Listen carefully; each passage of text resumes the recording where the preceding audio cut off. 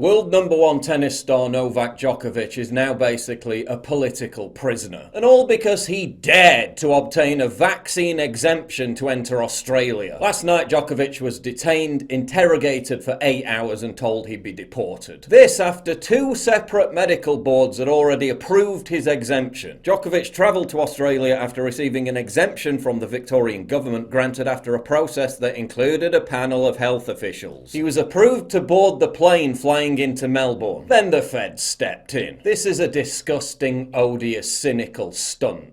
And it was almost certainly a setup from the very start. Don't forget, Morrison threatened to deport Djokovic the day before he even arrived, saying that if his papers weren't in order, he'd be on the next plane home. And then, oh, what do you know? His papers aren't in order, and he's being deported. Let's not be stupidly naive. They planned this witch hunt all along. They're making an example out of Djokovic. They're using him to send a message to everyone else. If we can treat a global superstar with virtually limitless legal resources like a dangerous criminal, imagine what we can do to you. This isn't a visa paperwork issue, it's a despicable show trial. This is the same country that literally incarcerates people in COVID internment camps and arrests them when they try to flee. This is the same country that bursts into pregnant women's homes and arrests them for criticising lockdown measures on Facebook. This is the same Prime Minister who doesn't even have to follow the same quarantine rules he imposes on everyone else. So don't tell me about the rule of law. This isn't the rule of law, it's arbitrary, lawless. To the technocrats, Djokovic represents the threat of a good example. As his mother said, the tennis champ is, quote, someone who is a revolutionary and who is changing this world. As his father said, quote, Novak has become the symbol and a leader of the libertarian world, a world of poor and oppressed nations and people.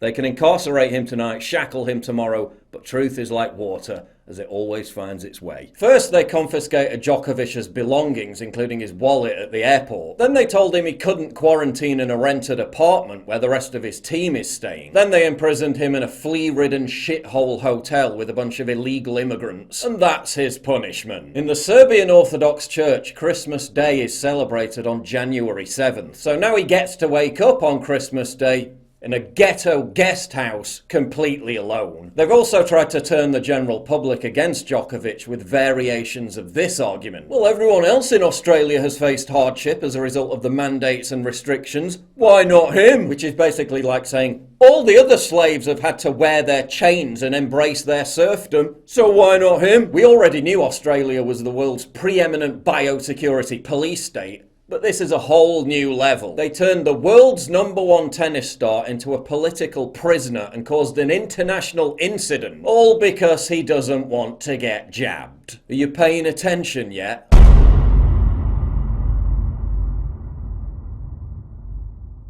To get exclusive content, early access, behind the scenes stuff, and to personally interact with me, please sign up for my community at pauljosephwatson.locals.com.